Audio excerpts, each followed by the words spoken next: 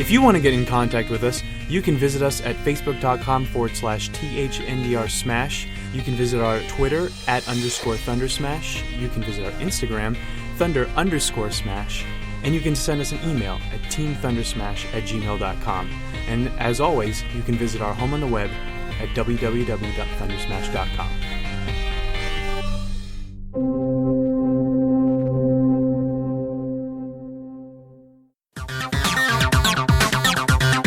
Welcome, and thanks for tuning in. You're listening to ThunderSmash.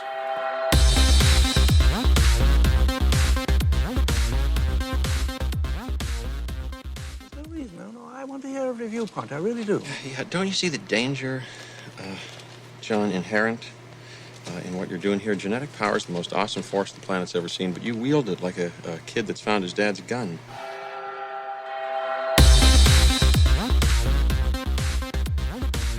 I love dinos, so welcome to ThunderSmash.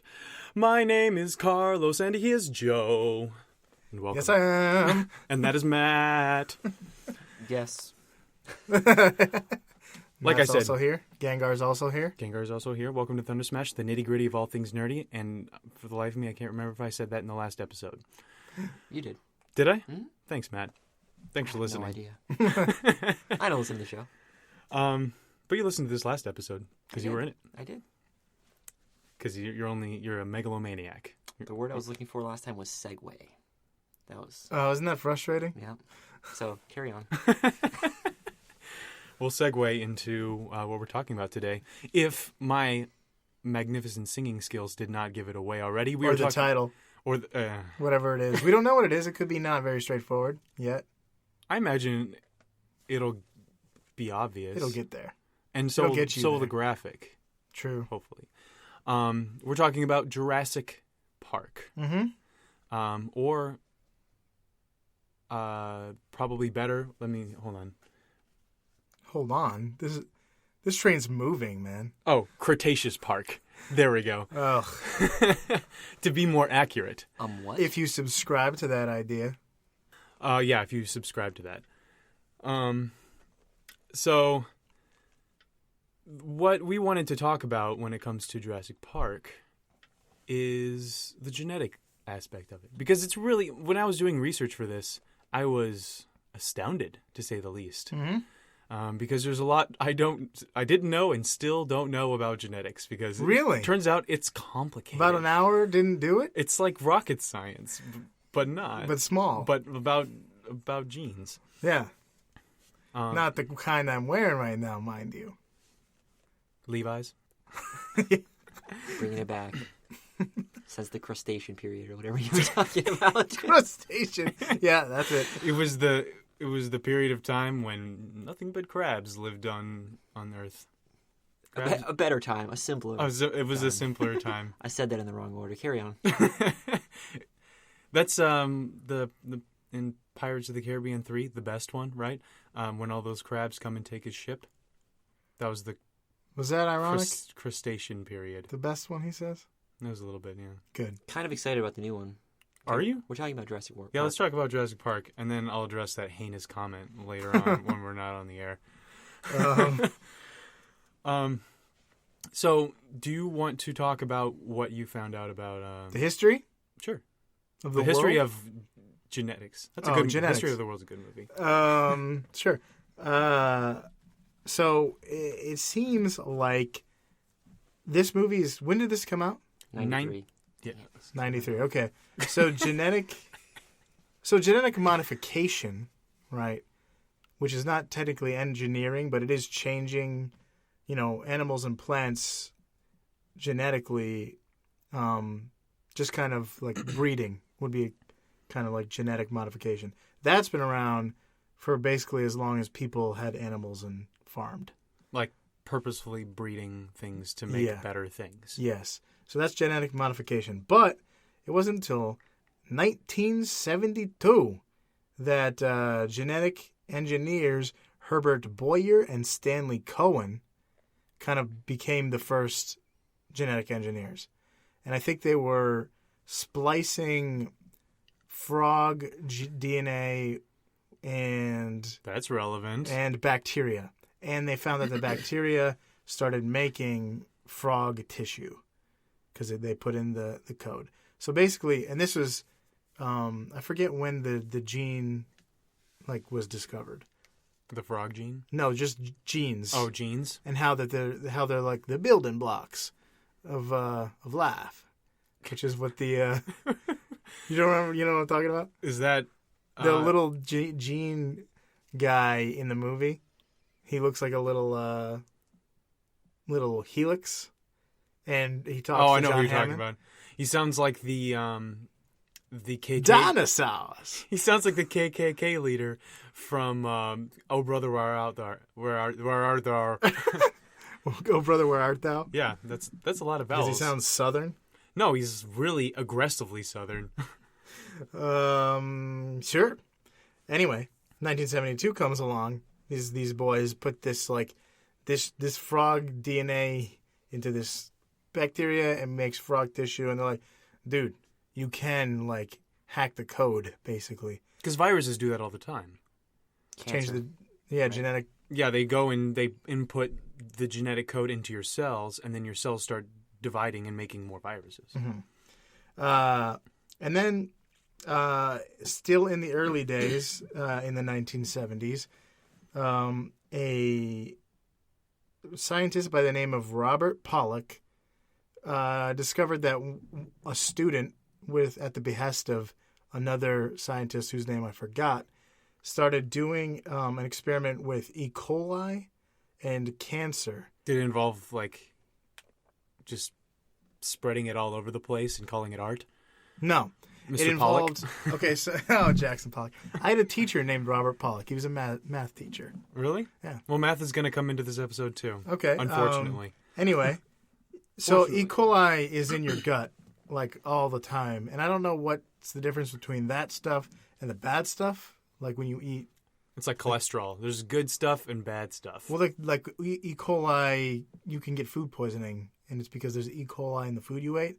But there's E. coli in our gut all the time. Maybe you have Probably some highly concentrated, right? The more it is, the worse it gets. I guess. For or like everything. some sort of and equilibrium. it really has a great time in your gut. It thrives there. So they were splicing this E. coli with cancer genes, and they were doing experiments. And the guy was like, Mr. Pollock here was like, no, thank you. If you just if you're turning the page, you lick your finger, you get that in there. And that's where HIV came from, guys. No. By licking your Not finger yet. after turning pages that he other was- HIV people had. He was worried that basically Worst you thing get you cancer just from doing these experiments. But this guy, Sidney Brenner, kind of debunked that by drinking milk with genetically modified bacteria to see if foreign genes would be broken down in the gut. So he was like, I don't think so. So he drank some milk with Shouldn't that he junk have started in there. by giving it to a chimpanzee or something? First of all, I'm getting a lot of this information from a PBS documentary called DNA. And it just so happened to also be narrated by Mr. Jeff Goldblum. Which was fun. We almost forgot the name of Jeff. Yeah. Mother effing Goldblum. I kept thinking Ian Malcolm. He almost called. He doesn't make a very good Ian Malcolm for sure. So yeah, it doesn't. And the guy was like, I had this idea for an experiment, and someone said, you should ask somebody about that. And he's like, who should I ask? And they were like, I don't know, talk to somebody, see if it's a good idea. So he asked a man in a bar if he should do it. And the guy's like, I think it's okay. And he did it. Science! That's how science is made. So anyway, 1975 rolls around. And a conference in Asilomar State Beach, California, with scientists, lawyers, and journalists was summited. Is that good to say? Or there was a summit. There was a summit. There it is. That's why I'm here. There was a summit of those people. Yeah, to see if genetic research was safe and to address public health issues. But it ended up being a way to share ideas. So they're all like, we're going to talk about safety and blah, blah, blah. And then all these scientists start giving presentations, and the other scientists in the room are like, holy crap, I have to call the laboratory because we're doing this as soon as I get home. They all got They got jazzed. Exactly, yeah. That's the first time that word will be on this podcast. Jazzed. So it all ended. It was like this whole like conference where guys are calling their labs, sharing ideas, and like crazy genetic experiment ideas started coming out of it. But then the lawyers at the end kind of were a damper on the party. poo-pooed on the parade. Yeah, they were like, everybody watch out, because I don't want to yuck your yum. yum. I don't want to be a yum yucker over here, but it's there's a lot of what you're doing liability. is super dangerous. If only the lawyer in the movie had been so sagacious, right? Sagacious? Sure. Had been so wise. It's your podcast, okay? Anyway, the movie kind of starts like that, where the lawyer's like, I don't know about this. And then John Hammond is like, I'll bring in these scientists. So he's expecting to fight the lawyer with the scientists on his side, and it goes the other way. Right. The old, do you pay the bills? No? Shut up. But the scientists are our protagonists. Yes. Where in the book, actually, the antagonist is John Hammond. He's this greedy, malevolent CEO who's looking to make as much money as possible off of this. Isn't that what he is in the movie? In the movie, Kind he's of. this misguided grandfather figure. Yeah.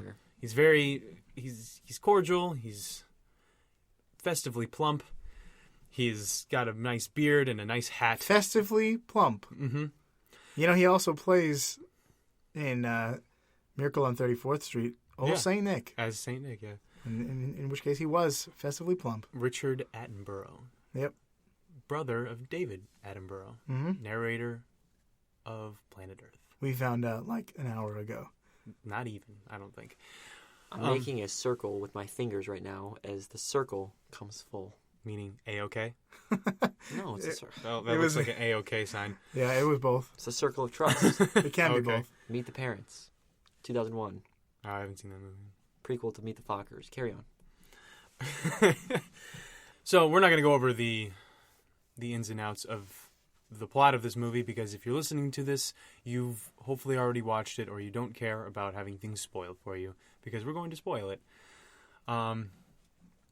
So you gave us the background of how in the real world we have addressed genetic modification, and then how... And this was just happening in the 70s and 80s. Yeah, where And are we then, now?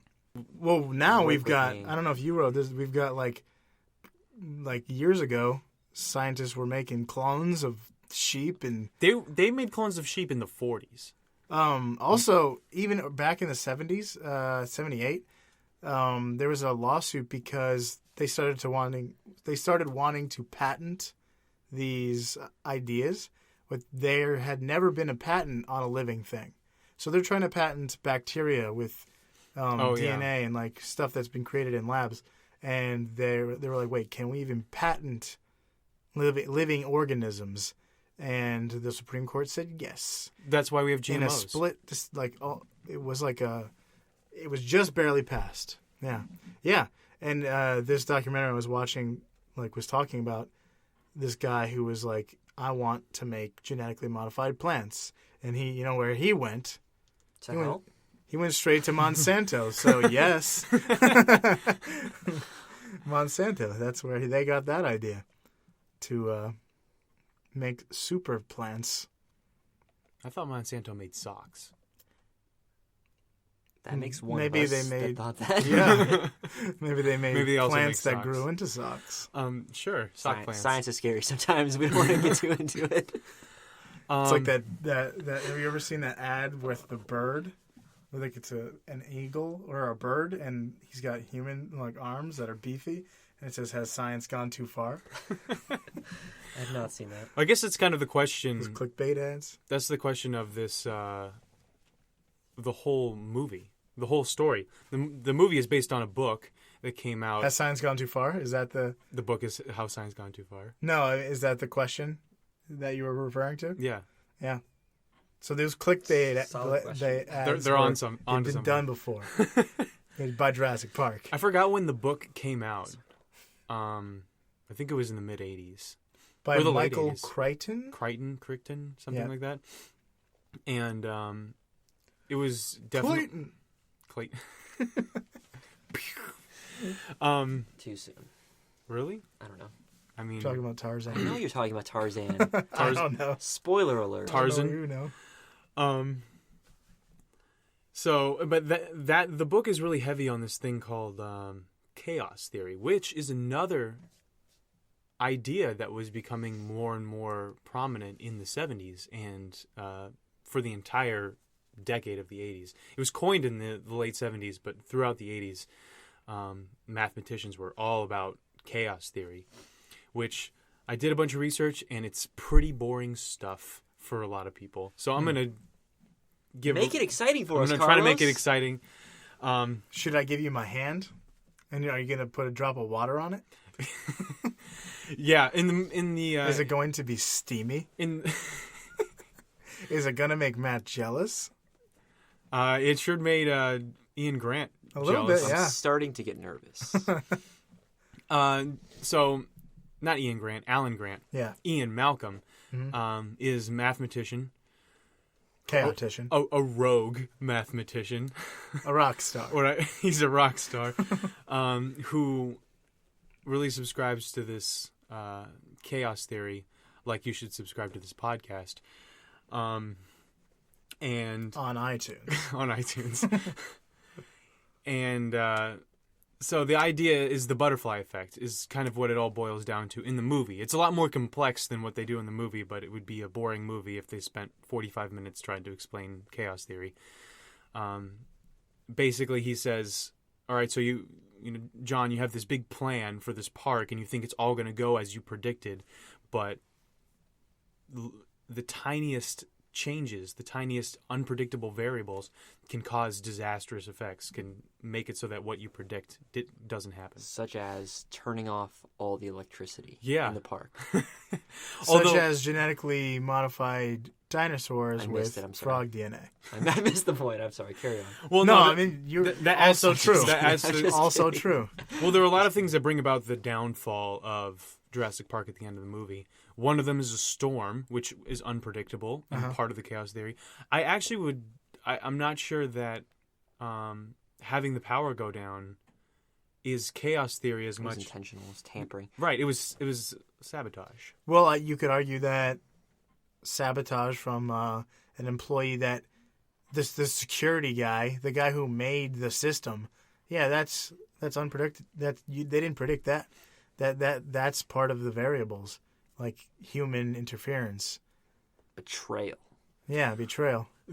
So the chaos theory idea is, more natural state. Yeah. And who would have trusted that guy? He's a huge jerk. Yeah, he's like not. He's it's just really not good a at his secret job. He's jerk. known for playing a jerk in movies. How do they not know? He's also Newman. Pay more attention. Dang it. He's also really lazy. He's and very messy and a slob, but he was really good at what he did. He was a hacker, programmer, geek guy. Hacker. Wasn't he the fat guy in Space Jam? Mm-hmm. Yeah. He's You felt bad for him in that movie, but then you remember that he ruined Jurassic Park for everybody. So and just was a little Dickens to Jerry Seinfeld. Yeah, in Seinfeld. Yeah, in the and he was also aptly named show. Never watched that show. He also captures Wow. he also captures Woody and tries to sell him in Toy Story 2. Dang it. They even modeled the character after Wow, what Wayne a Knight. jerk. You want to talk with the rest of the podcast about him? Can we just talk about Wayne Knight? Carry on. I interrupted you, kind of. Or he did. I don't know. But yeah, it has to do with fractals, which are just nonlinear math equations, which are super fun to read about and talk about. But basically, it's ironically, it basically means that it's tough to make a math equation for something like weather or genetics or something like that, something that's so prone to change. And so that all boils down to a butterfly flaps its wings in Beijing, and suddenly we have a tornado in Texas, or a storm in New York, or something like that. Snowpocalypse. What? A snowpocalypse. A snowpocalypse. I have a good definition for you. Okay, snowpocalypse, give it to us. Of chaos. So when the present determines the future, but the approximate present does not approximately determine the future. Do you want to read? Do you want to read the last part of my notes? Do we have the same quote? We sure do. Dang. First. Yeah. So that means that with most formula, you can say, all right, if A equals B, then A plus 2 equals B plus 2, right? But that's not the case with chaos. It means that but in that equal sign, there are a ton of things that could happen to make B plus 2 not equal A plus 2.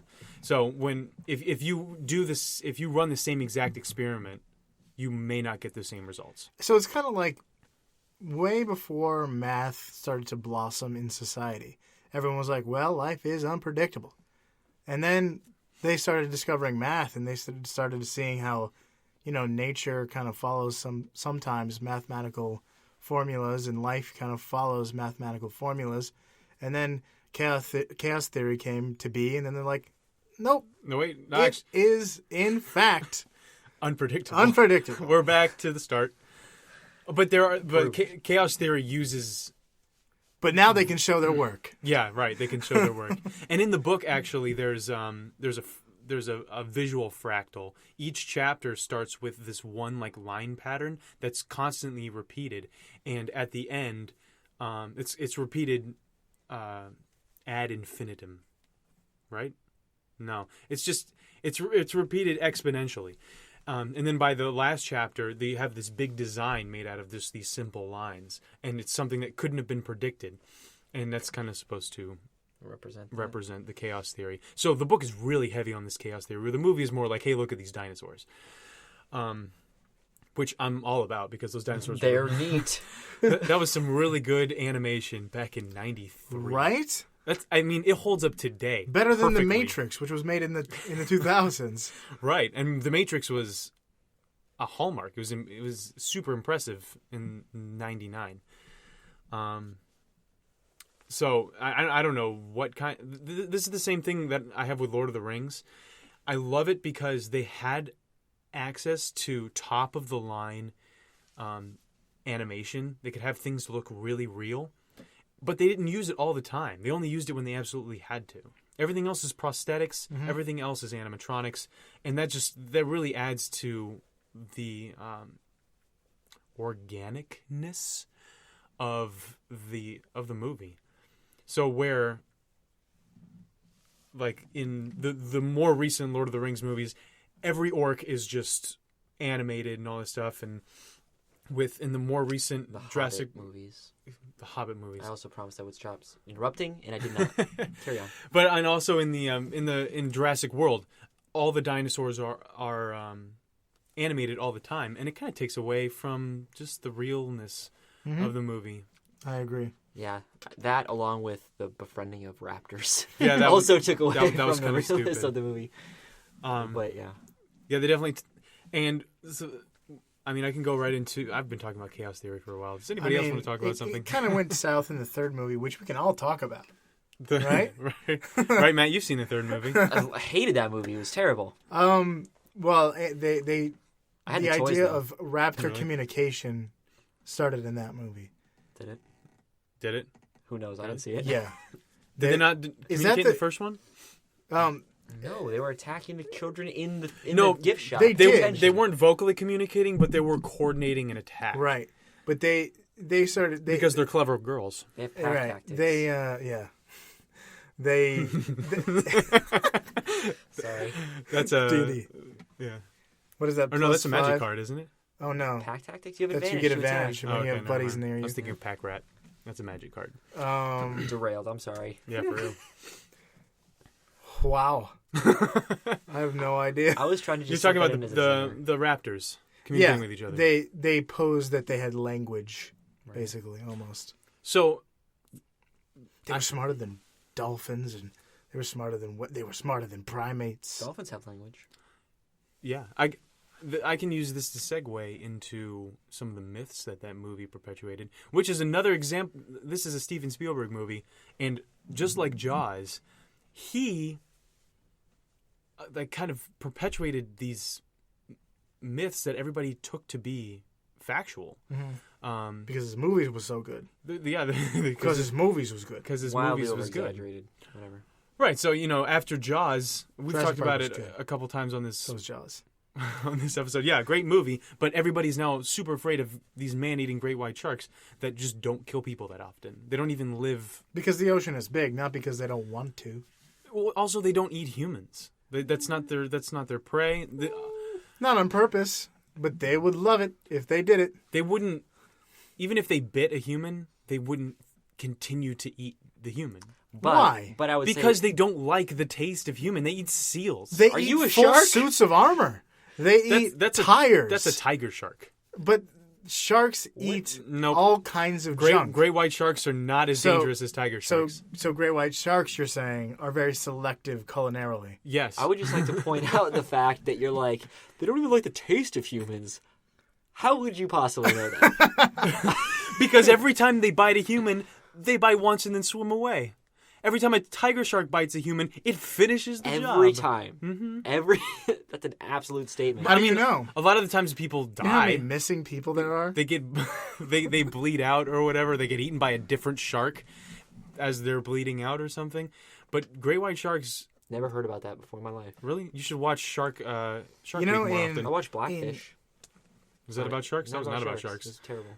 I think that they don't like to eat feet, is what it is. They just Because in Washington and the northern West Coast, feet wash up all the time. Human feet. Yeah.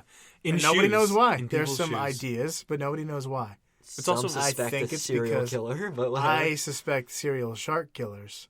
Serial killer sharks, you might even say. Yeah, they're not. That don't eat feet. There are serial shark hope- killers. I hope Also during human combustion. I hope the Sci-Fi Channel's not listening because you should probably copyright that because they're probably going to take Serial that for a killer movie. sharks? Serial No, killer that's. sharks. I mean, that's a real thing, and so they could, actual feet have washed up on Yeah. shore. That's not what we're talking in about. shoes, but We're that's not what talking we're about talking about. serial killing sharks. We're also not even talking about sharks, even though the megalodon was in But the we are Cretaceous talking period, about- according- Oh, yeah. Sharks, Jeez. perpetuated myths Right. about sharks. Well, it was about raptors. And it all goes back to the fact that Steven Spielberg created a great movie that everybody took to be fact. You don't like... That was just. He made a face when he said that Jurassic Park was a great movie. It was more. Or you don't think Jaws is a good movie? Since we're addressing it, I was more making that face of how far I derailed Oh. things. Now we're back on topic. And then we But you're we actually ended up talking about But now feet. now that we're pointing it out, that's most of my face. That was what my face was. Thanks, about. Matt. You're welcome. So anyway, velociraptors in the movie they look to be 10 feet long, about 6 feet tall, incredibly smart. They can open door handles. They can't distinguish their own reflection for some reason. And They recently discovered actually the tail of a raptor, what they believe to be a raptor, encased in amber with feathers, like with actual feathers on it. And that's part of the myth is the fact that that these dinosaurs are hairless or featherless. They even think that the Tyrannosaurus Rex was covered in feathers. Giant chicken. Yeah. Yeah. Because They think a lot of things. Because the idea, according to modern paleontological belief, is that dinosaurs eventually evolved into modern birds, and so that the later dinosaurs from the Cretaceous period, from the Crustacean period, were mostly covered in feathers. And if you go to a place that has a quote unquote taxidermied raptor, because they don't have a full skeleton of a raptor, despite what the beginning of Jurassic Park might tell you, where Grant and Sattler are dusting off a huge, complete raptor skeleton that a paleontologist would give their soul to find. Well, it was really it was a novelty find. I think there's been one like T-Rex skeleton that was 70-something% complete, but you never find the whole thing. But they definitely had feathers. But they Confirmed. But that's and a lot of things have changed since Jurassic Park came out. A lot of paleontology has changed, but also they were definitely not 10 feet long. They were about the size of a turkey or a big chicken. Wow, That's not very scary. No, it's not very scary. Well, I mean, They're scarier. They're scary to a child. It's kind of like a big turkey. Well, That's from the movie. I just want everyone to know. Is it really? Yes. Is it from the original? Yes. Oh. It's from the little kid in the beginning that Dr. Alan Grant decides to scare by like poking him with the raptor claw he has. Oh, maybe they were making maybe Spielberg was like, hey, I know that this is wrong. I know that raptors are not this big or this intelligent. Well, the movie did pose the idea that they evolved from birds. Right. So, but they in order to make a entertaining movie. They didn't go with the stupid turkey. that the kids were not chased into the kitchen by a flock of what if there were like a turkeys. horde of them? No, what is there, like 7 of them? That would have been pretty intense, and they're just like Yes. attacking and like the crawling up to- Compsognathus in the second one. like a hive mind. The little green ones in the second movie. It would have been those little green ones actually in the book kill Hammond. That stinks. He's evil in the book. We'll put this ahead of it next time. Spoiler alert, and then you can say that. No, I mean, I guess if you haven't read this book that's 30 years old, then that's the ending of that book. Dang. Well, I submit to you, when on the raptor, case, what's better, a truth that draws a frown, or a lie that draws a smile? You know what that's from? Miracle on 34th Street. It's been a long time since I've seen that movie. Which that one guy from the one movie was in. Full Richard circle. Bringing it all Attenborough. back. Bringing it all back. Uh-huh. I did the thing. When you were talking Truth about is important. a flock of I'll put that out there. a flock of I was raptors. getting nervous. Starting to sweat about that. I was like, I'm geez. starting to sweat about the temperature in here. Yeah, it's getting hot. Also, so that's the myth about the raptors, that they actually should have been a flock of them if they were going to pose any real threat to a person. And they're Especially Samuel L. Jackson. they're flocking this way. Yeah. Flock this way. No, there's another line from the movie. Really? There's a Yeah, that was odd, but I'm glad that you ran with it. really? There was I was trying to yes and I just ended You up. were concerned, like you were, and in the moment we could tell. I just you were like, assumed you guys would I haven't memorized every line from this Here's movie. the thing. Let's talk a little bit about like the movie itself. When I was a kid, it was my favorite movie ever, and I watched it all the time. Okay. So in terms of live actions, probably the movie I've seen the most. Really? In terms of any movie, it's probably The Lion King because I watched it every day when I was a child. All right, mine's Lord of the Rings for sure. I Yeah. said that already. But I watched. But I like dinosaurs, like children do. Yeah, I had the T-Rex toy. I had the whole park. Really? This was from Jurassic Whoa. Park 3, which Whoa, I've never even rich. seen. I had Power Rangers toys, I and I liked didn't. toys, I bro. couldn't watch that. No, Me too. It wasn't the whole park. It was like a 3x3 thing of the fences. It was as big as a Beyblades arena. Yeah, because you had to have somewhere to fight with your Dragon Ball Z toys. So Oh. yeah, I had Dragon Ball Z toys, and I didn't watch Dragon Ball Z. yeah. So there you go. But Stop criticizing me. Oh man, what was it? You were talking about. Oh, I myths. saw Jurassic Park when I was 7. And then You strike me as someone that would have been terrified by it. I at was 7 years terrified old. of. Absolutely Oh terrified. my by gosh, it. you were a timid little child. I Oh, was. man, you had nightmares and like sleptwalked about it, didn't you? I don't know. I I don't was know. 7. 7. People didn't tell me those things. Definitely. And so I didn't pick it back up until I was like 15 years old, and then start watching it. Like, oh, well, this is actually not a scary movie. Wait, this is fine. The part that got me was the goat. When the goat carcass is flung against the window. That's what scared me the most. Pass out. Oh man, That When I and was a- Samuel Jackson's arm. When I was a 7-year-old, I was like, cool dinosaurs. I was like cool The whole dinosaurs, time. but not cool like oh cool, wait. it ate a goat. Oh, no, That's what yeah, I was that thinking. that Dinosaurs. So here's some other myths. I'll rattle them off real fast. We For the really sake- got for the hung sake up of on that time. myth. Yeah. The Loch Ness Monster. Oh, the entire Bigfoot. premise of the movie is that John Hammond and his scientist, B.D. Wong. Mm-hmm. What was his name in the movie? No one knows. Anyway, John Hammond and Wong, they find a mosquito from the Mesozoic era trapped in amber, which has been known to keep insects preserved for a long, long time. And raptor tails. And yeah, More recently. more recently, raptor tails. It's getting into the raptor tail business. Yep.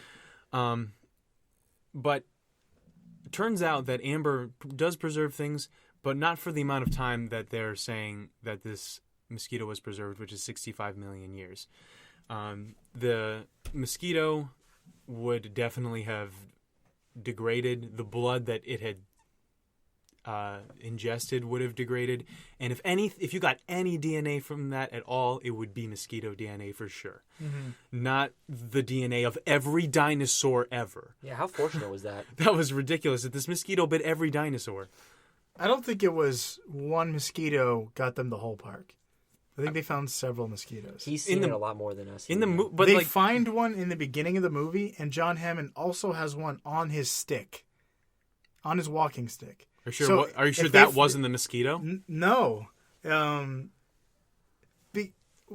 Is it his walking stick or his wand?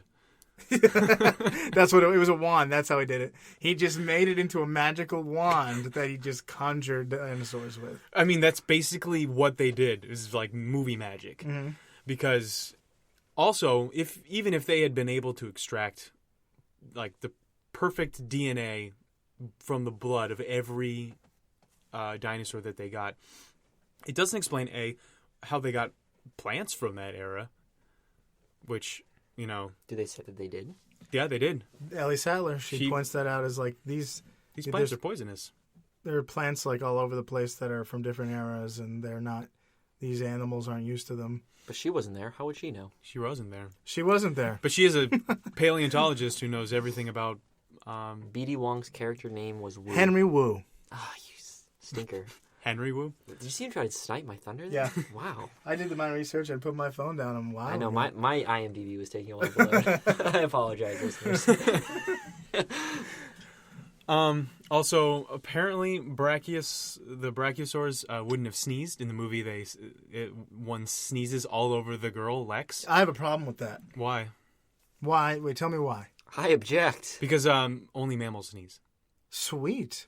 Maybe it spit at her. Maybe. How do we know that those didn't sneeze? Because they weren't mammals. They were birds. Clearly. I've never seen a pigeon sneeze. This is true. Nope. It'd be funny. Apparently, there's like a fish that sneezes, but it's not the same exactly. thing. See, if Real a fish quick. can sneeze, how do they know that the dinosaur couldn't sneeze? Would we want to live in a world where, like, it would be too funny all the time? Like, right? We wouldn't be able to handle it. Just the pigeon next to you, and they all just start Plus, sneezing. there are a lot of pigeons, so the chance that one of them is sneezing. Oh man, it would be near all you, the time. Yeah. It would also We make wouldn't be able to pigeons handle it. so much more adorable Yeah. if they sneezed. Yeah, we wouldn't be able to handle it. That's why it doesn't happen. My dog's cuteness factor goes up like 6 points whenever he sneezes. Which one? Either one. Which one more? More. I can't pick favorites on this podcast. It's Morph. He's my Jack Russell Terrier. Morph is the scruffy one. Yeah, he looks like a sneeze. Yeah, he does look like a sneeze. No, they fight all the time, and he sneezes. I'm convinced that he's allergic to Yoshi because he sneezes constantly whenever they fight. But anyway, Brachiosaurus probably could not sneeze. We're pretty sure. We don't even know if the brachiosaurs exist. Also, How dare you? You know, for the longest time, they got that one wrong. What? They thought the long-necked dinosaur. There's a lot of different long-necked dinosaurs. Well, they thought one existed, and then they found out it was a splicing of two different skeletons that they had. Oh, I mean, I'm sure they make a lot of mistakes, but at least one long-necked dinosaur. But hey, at least they're kind trying, exists. man. Yeah, I don't. What are you doing? I am. You're just criticizing a them. critic. I'm happy with what Mr. Steven Spielberg has posed to the scientific community, and I would like to stick with that, please. I accept the terms, Steven. Steven is our we're on a first name basis. Yeah. Steven is our resident expert. You say expert? I messed that up. Yeah. But I was trying to do... I'll allow you to say expert for sake of the movie. Do you want to try it again? Here, go ahead. No. I'm like Jeff Goldblum. I'm a one-take guy.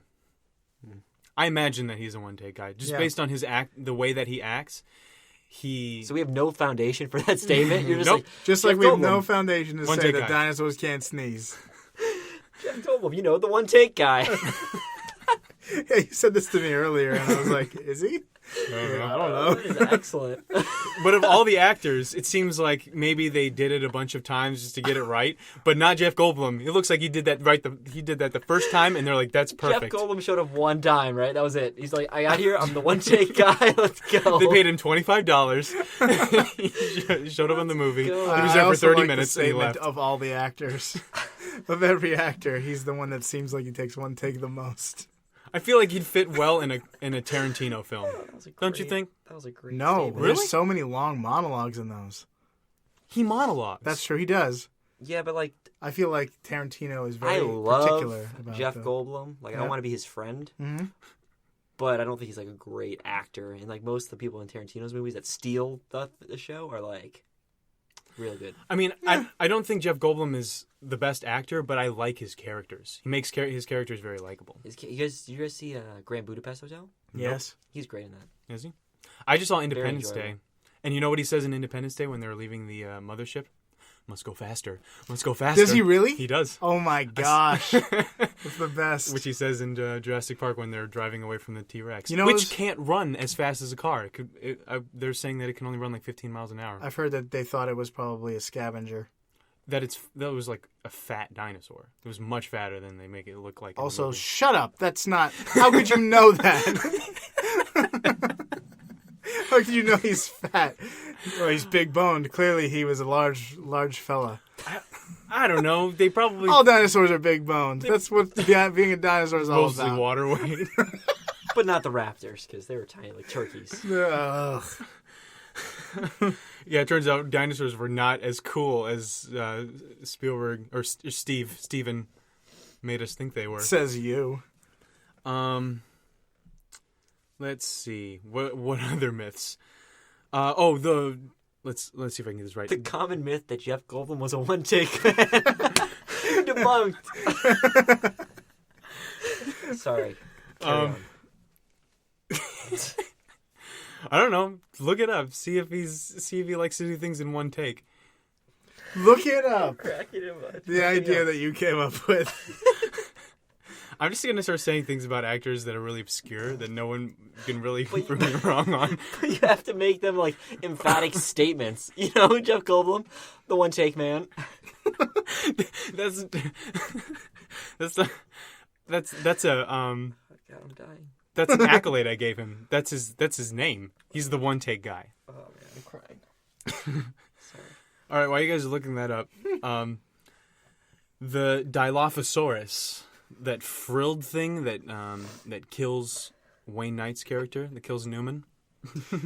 Yeah. Stop laughing at me. Dilophosaurus, it spits acid. I've heard of it. Yeah. It definitely spit acid. It definitely doesn't spit acid, and it definitely didn't have the frills, or at least there's no evidence that the frills, the chills. Come see Jurassic Park. It's like thrills and chills. It definitely does. That was my joke. There's no evidence to support either one of those things. Did you take a picture of me? I was taking a picture of my screen. Oh. Because it's a search. Is Jeff Goldblum the one-take man? I typed in Jeff Goldblum, one-take man. Can that be his autobiography? I want that to be the title of the podcast. Jeff Goldblum, the one-take man. I want that to be the title of my biography. We've talked about this guy a lot. Man, I'm off the rails. Sorry. Okay, so then the last thing is that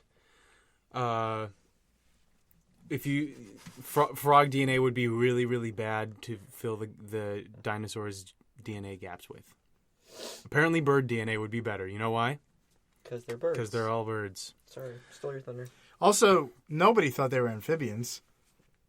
Why would they choose an amphibian? Right, why wouldn't they choose an iguana or something? Right.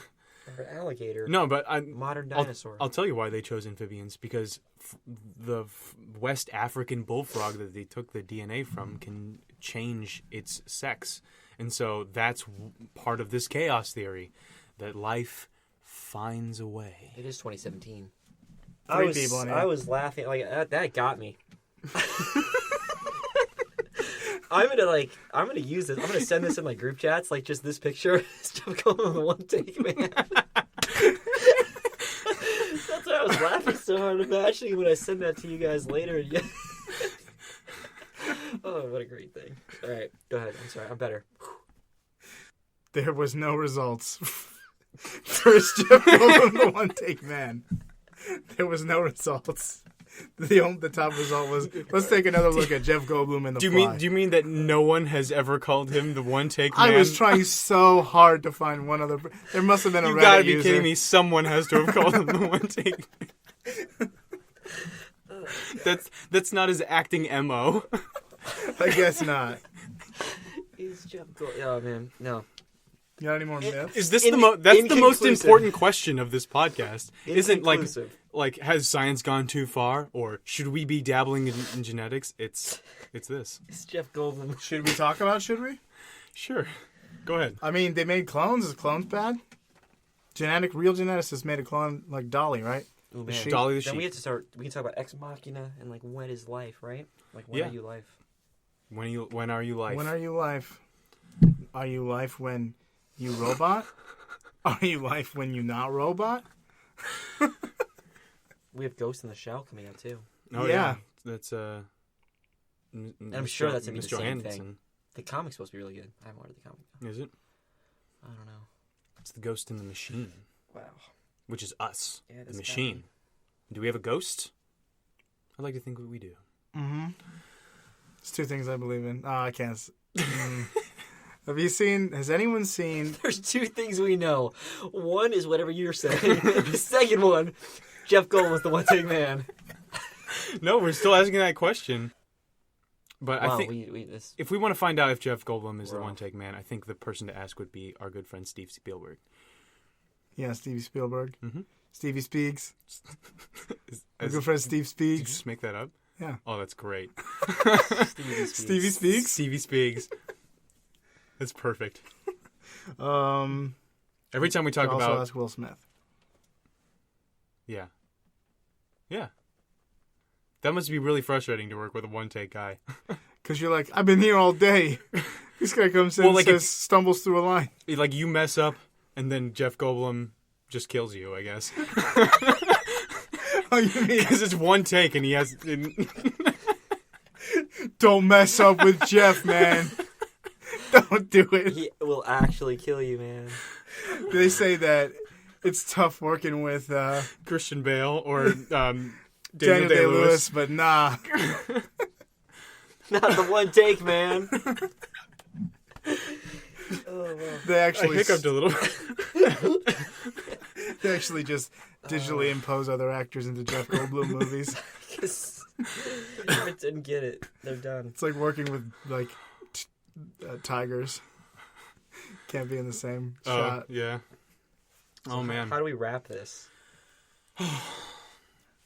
All right. So, I mean, we really haven't addressed whether or not we should do these. Like, what if we could do what John Hammond did? Should we do it? But I don't think we should do it with dinosaurs. But if we could do it with, like, maybe organs or stuff like that for people? Yeah, I mean, I'm all for... The Island. Oh, yeah. I've never seen that. But that's not just cloning organs. That's cloning like people Elysium. So that you can farm their organs. Elysium, right? Yeah, I feel like you don't need that. I feel like you just do the... Oh, maybe it's easier. That's true. What if they find that it's impossible to keep an organ for long enough to, be there opposed to it. For... 'Cause then they're people, right? You're killing people for that? Even if they're the same. Well, yeah, that's how obviously the island makes the non-clones the bad guys because they're killing their clones. Do you think that if they cloned a human, they can do it, right? Can't they? Yeah. They cloned a sheep. They just haven't done it. Theoretically. Because it's illegal. International ethics say that you cannot do that. So they can illegal. with other things. But I would kind of be interested to see if they could. I think if they can, they definitely can. They have for decades. they have been cloning. They have been able to Oh. So someone somewhere is a clone, is what you're telling me? Someone's done It's it. actually They not. could. It's not as complicated of a process. Like making an exact clone of somebody is not as complicated of a process as you might think. All you need to do is take the nucleus of a cell, of a somatic cell. So just take like a skin cell or something, and then like you with magic you take the nucleus out. Like little, It's not that complicated, guys. Little tweezers. Little tweezers. And then Really little. with an electric really little. Qualifier. Make sure that they understand it's really little. Like you can't even see the point of them. Yeah, it's really, really tiny. You I have to don't see the point of this. You have to have Doctor Strange's His poise. super hands. Yeah. And then you Pre-accident. you fuse the that nucleus into a germ cell, meaning like the egg, and then you incubate that. You're going to have the exact genetic makeup of the person you took. They did this The with nucleus Frog. Mr. With a frog. With Frog? No, they did this with Frog. Who is Frog? You know. Oh, from the game? What's it called? That's Dang Frogger. it. No, Chrono Trigger? Yeah. Frog. Is his name You Frog? see me just pick up on that? Herbert Boyer. Mr. Herbert Boyer did this. You guys are way ahead of me I at don't this know. Are you point. talking I about, don't are you know. talking about Chrono Trigger? Yeah, Mr. Herbert Boyer from Chrono Trigger, the first genetic engineer that I talked about at the top of the podcast. He did this with Frog. He took frog DNA All and he three put of it us- into bacteria. That was the first genetic engineering. We're not talking about the same Experiment. thing. I thought you were talking about a video game Oh. named Chrono Trigger. So we were all three on different platforms. Yeah. He kept saying yes. Yeah, like Chrono Trigger. Because I was trying not to derail. Too But, late. yeah. Well, they already have. They have genetically modified E. coli to fight cancer. You okay? Yeah. You almost fell over there. No, We can... I'm good. So, yeah, obviously, creating dinosaurs was probably not the first thing you should do with your newfound genetic powers. To be a god, like And that kind of technology. It's kind of big deal. yeah, it's a big deal. Yeah, I think if you can create organs, then that's probably okay. But I think if you're taking people's organs, I think we're killing people. So, That's what I feel about that. I watched Elysium. they either can or are very, very close to being able to clone like kidneys. And Yeah, but I'm saying like probably they can clone life, right? Like clone a person. What's the difference between cloning a person and cloning a goat? did you guys miss the part where I just explained perfectly how to clone a person? But what I'm saying is like With magic, he said magic.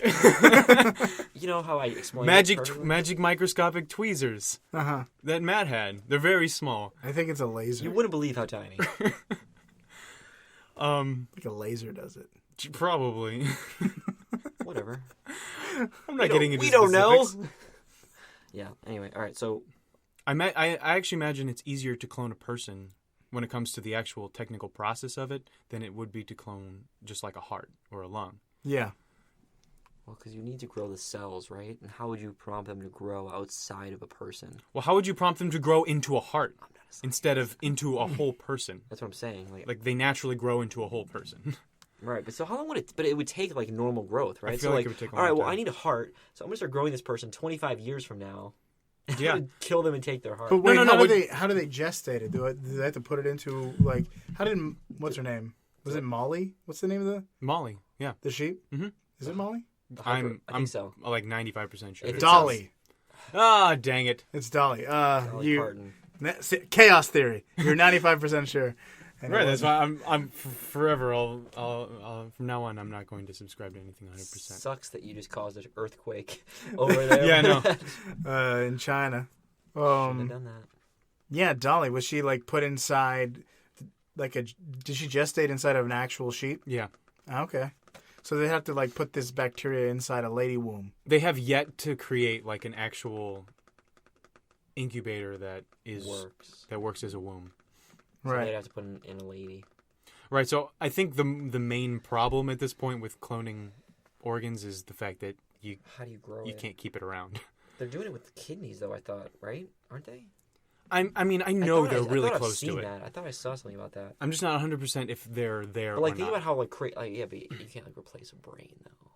No, although they are working on a head transplant. What about livers? Because livers can grow back. A head transplant? To a certain extent. Yeah, they did. When's that going to happen? I don't know. Sometime Is there a live feed? With another person's head? Yes. Yeah, there's a. So like, whose brain works? Okay, the person whose head it is, it's really a body transplant. Right. Because the person whose head it is the one who's like Driving the show. Yeah, driving the show. Right, because there's no way I would rather think about like cloning than that. They're not going to a man and saying, "Congratulations, we found you a new head." They're talking to like a guy whose head. It's easier to do that than move a brain. Like, I meant like. And there's a window of once the surgery is started and they've removed like everything. 5 minutes. No, they have die? a couple hours. What, the guy has like head on a jar? How do you keep the brain or the head alive? You are asking the wrong person. Everything. Tell us more. All I know is that this is mind blowing.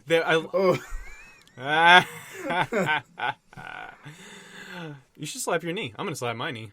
Want to do it at the same time? Sure. Well, I get really into knee slapping. Like, we just slapped Matt's knee. I did. I do it to my sister when I make like I realized that joke thing, when and I'm just like, right in front of her. Did she get upset? Yeah.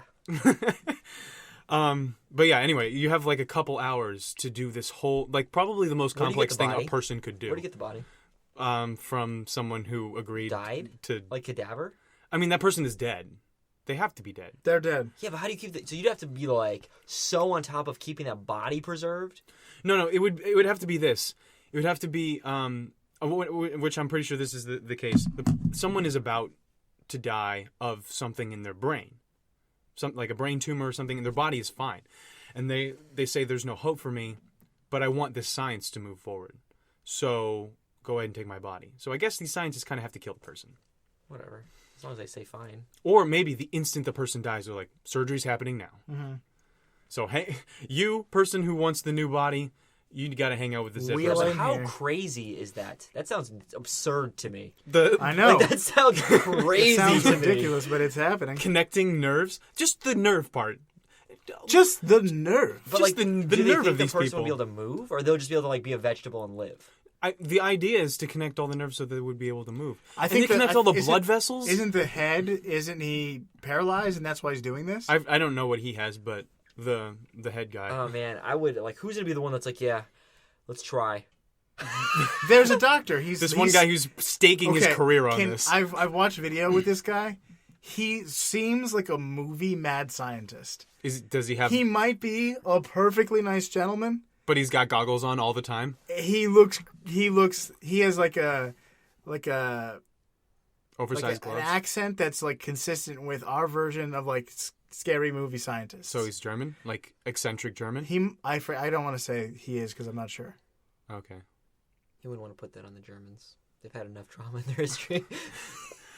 We are going to make the head transplants now. Is that what he sounds like? Sure. I don't remember. Oh, well, but I just remember being. I'm like having a hard time with that. Really? Like that's crazy to me.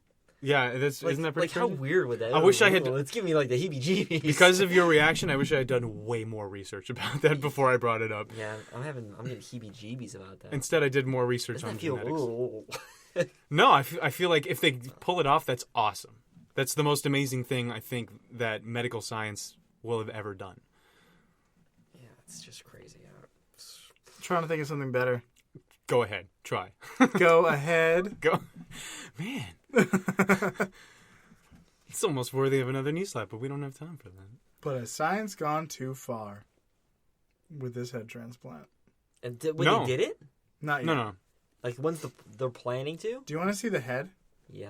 Not really. It's not severed, is it? No, it's on a guy. All right, go ahead. Here's the news article. News. Are we really watching this, like, on air? No, we should probably end the podcast. Oh, guys, this podcast is over. Do I keep saying on air? Yeah. We're not on air. We're not. All right, so I haven't seen anyone's head yet, so... Hold on, let's do All this. right, we're going to do a live looking at this guy's head. It's head. Piers Morgan. Good. Reliable news. I keep restarting it too, so this is stupid. Let's finish. It's the third time you restarted. Why are you doing that? All right. What were we talking about before? Okay, good. Where did we leave off? Myths. Oh, we're talking about how crazy that is. Hold on, though. Crazy what is? I just want to pose this. I probably shouldn't do it on the podcast, but We're not on the this podcast. guy kind of looks like Chris. My brother. His head, at least. Kind of. Yeah. Like Says he he's cut got his the hair. same hair Yeah, says he and cut his like hair. mustache. So this, but he's I like see a a little bit. young person. I can't believe you're saying somebody looks like someone. But he's got like deformities. He's got some kind of palsy. But he's like, yeah. But why? So that's not affecting. That it's not like your brain doing. No, that? he's got a fine head. Oh, good. Good for him. It is actually nice. He's got a fine I head. agree. It's actually pretty nice. It's nice. It's a nice head. If I were to give my body for a head, I would like it to be that one. What if the guy who's giving his body is nitpicky about it? He's like, ooh. Ew, gross. That's not even the same skin tone. What if it was different skin tones? How trippy would that be? Like, it's just a white dude's head and What then if just it was a black lady's guy's body. Yeah, that would be Oh, odd, that too. would be even... But would your brain be able to even do that? Because they would have to like instruct your body to produce things. hormones and stuff, yeah. That is nuts. Honestly, I'm very skeptical about it. I don't think it's gonna work. I don't think it could possibly work. I think it could How possibly could you possibly keep the head alive? Like, where it doesn't like go into failure or like panic. You have to like turn it off, I guess, right? Oh, Like, yeah. I mean... But like completely? But how do you turn it off to that level without like killing it? How do you like, you just take the needle? All right, brain. Horse sedatives. Yeah, but like... Chill pills. still. Horse sedatives. But I feel like it would just freak out. It's just, oh, my body's gone. I don't know. But, like, I don't know. The brain needs oxygen to But survive. how could it, again, like, How do the you get- complexity of combining the spinal column, the nerves, like, The spinal column alone. The nerve of it. the like you blood said vessels, earlier. all the really, really, really important blood The stuff right muscles. You've just severed the muscles in half. Yeah, How are there's- you going to there's- reconnect those? Well, they have no artificial way. hearts, so they can pump blood. So I'm supposing he's gonna get hooked up to a blood machine. here. The body will be, but what about the No, head? the head will. I think the head will too. Maybe as soon as like it happens, they have to connect Because it. the brain is gonna need a constant flow of oxygenated blood. This I don't gives like me the heebie-jeebies. Yeah, like this is what I'm talking about. Like you finally feel the heebie-jeebies. Like, oh, Well, No, I all fi- I'll say is this kid is brave and heads off to him. you have to leave. You just kicked the mic as soon as you said that. I'm sorry. I just got a little teed off there. You need to just check your emotions at the door. And I'm also a little cramped, and my legs are a little bit together here. So, yeah, moral of the story is Jeff Goldblum Jeff is one Goldblum hell is of an the- actor. Jeff Goldblum is the one-take guy. The one-take man. The one-take Excuse man. you. If there's anybody's body that I would like to have, Jeff Goldblum, the one-take man. If you're going to give your body up, you'd be okay with Jeff Goldblum's head being on top of it. if Jeff, I would volunteer for Jeff Goldblum's head to be on my body. It He's- would be an honor. And speaking of, he's very preachy in this movie, by the way. And Yeah. he's even more preachy in Independence Day, which I was just talking about this with you earlier about the same thing, eco-friendliness.